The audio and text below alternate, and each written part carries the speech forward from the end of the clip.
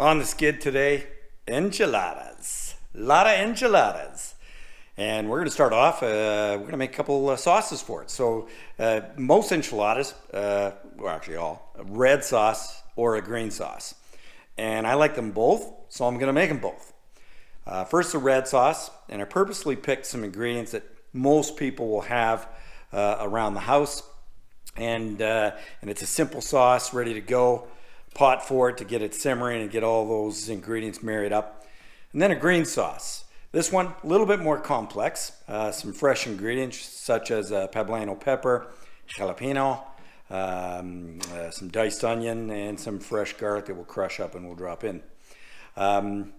This too will simmer in the pot. So why am I making two sauces? Well, when I make my enchiladas, I like to put the red sauce inside with the meat, and I'll use the green sauce to top it off. Throw some cheese on there, throw it in the oven, bake it up, juicy goodness, drop it on a plate, dollop of sour cream, side of refried beans, and you're cooking with gas. Delicious. So first up, red sauce. Like I said, pretty simple. What we have here is a couple cans of tomato sauce, basically crushed tomatoes. So no flavor in it, basically just straight up tomato sauce. Drop that in there. What we have here is some Chipotle peppers and Adobo sauce.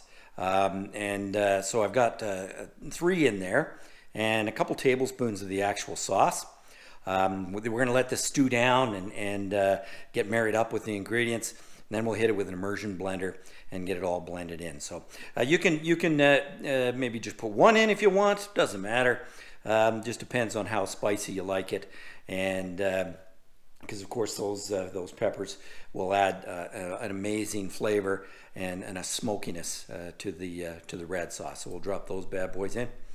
And also what we have here, just a few spices. And I'll put all the ingredients in the description. But here, pretty simple. We've got some brown sugar, tablespoon of brown sugar, some garlic powder, some cracked pepper, and a little bit of cumin. And we'll just drop that all in. Drop that in. What are you doing? Drop that in. And then we'll drop and give it a nice stir. And then we're going to get it simmering on the stove. Okay, we've got a red sauce on the go here. And it's doing its thing. And I mentioned we have some Pablano peppers, and so we're just going to give them a little bit of a char. And so use some steel tongs. You don't want to get any plastic ones down here over the burner. You can hear it popping a little bit. You just want to all we're going to do is just char it just a little bit. It's going to bring out the flavor and the smokiness and the heat from the pepper. And you can see what it's doing there. So we'll just keep that up. I won't film the whole time. But basically what we're trying to do is get it to a point where they're roasted, and then I can just peel the skin back, and then we can drop them in the green sauce. Pretty easy to do. And then you can do a couple tablespoons of olive oil. Just wanted to show you. So there's the Pablano pepper, what it looked like after I roasted it and skinned it and then diced it all up. So I just kept one piece so you can kind of take a peek at that. And you don't have to use the Pablano pepper and go through the work that I did. You could just do this. Good old can of green chilies, all diced up, ready to rock and roll. Drop that in, same thing. Not as good, obviously. Fresh is always better. And here's a can of the Chipotle peppers that I was talking about. So these are in the adobo sauce, and you can see, look at how rich that looks and stuff. So we added that into our red sauce. And that's where I got it. Brand, I'm not getting anything out of any of this stuff. This is just what I can find. And I'm sure there's probably better brands and worse brands, but these will do the trick, and they're tasty. And God, they smell so good. Wish we had smell-o-vision on this. But at any rate, that's what we're doing there. So we got the onion. So we heating up the pan. We'll drop our onion in, drop the garlic in, get that simmering for about 5 minutes or so, and then we'll start adding all of our other onions. Are cooked down a little bit. Our garlic's in there, starting to look good. You don't want to brown them. We're just trying to get them translucent to get the flavors together there. And then we're going to add in a couple tablespoons of flour, and this is just shaky gravy flour I use. It mixes up well, so about 2 or 3 tablespoons. Don't worry about getting too pretty. We're just kind of make ourselves a little roux here. This is what will help thicken up the sauce, and it's a little clumpy, but that's all right. It's all right if it's clumpy. And let's add a little bit more flour to that. And we'll just give that a stir and just kind of toast the flour just a little bit, just like that.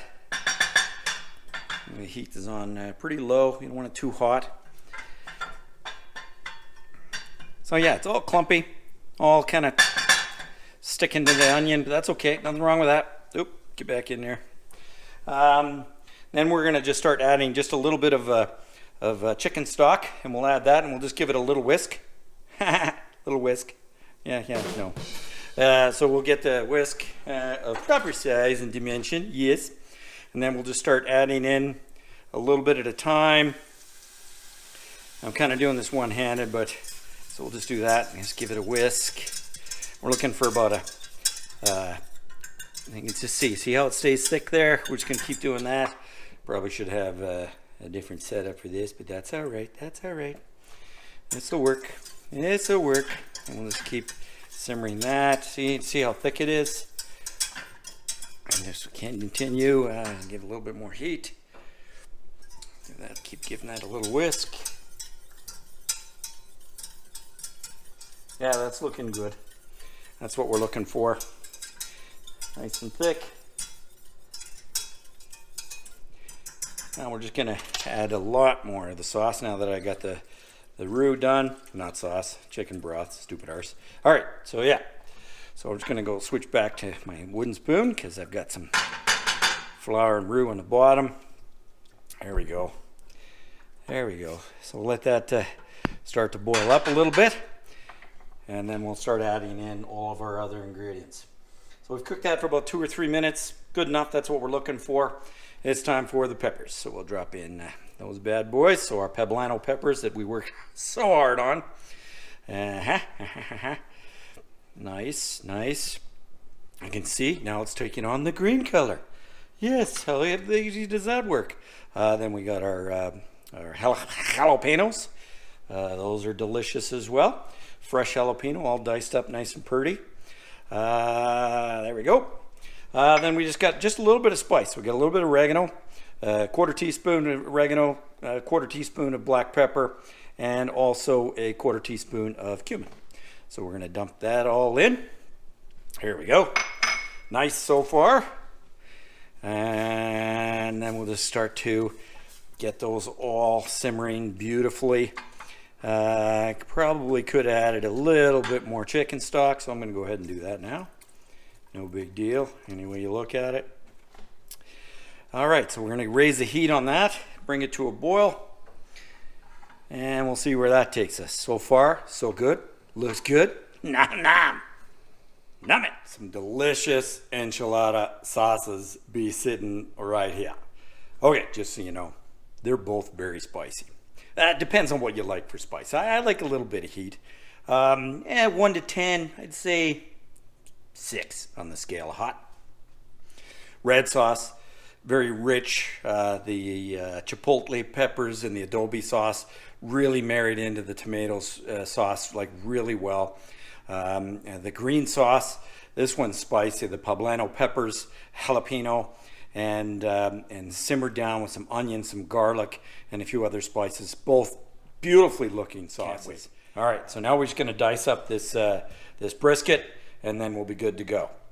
There you go, all chopped up, ready to get inside a tortilla, enchiladas. So we've got our brisket chopped up in the pan.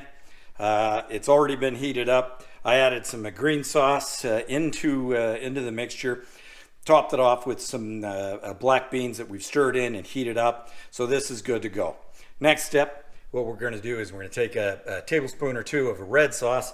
We're just going to down the middle. Or down the middle, either way. We're going to add some red sauce. We're going to sprinkle in a layer of cheese. We're going to drop in this delicious brisket goodness in a row on top of it.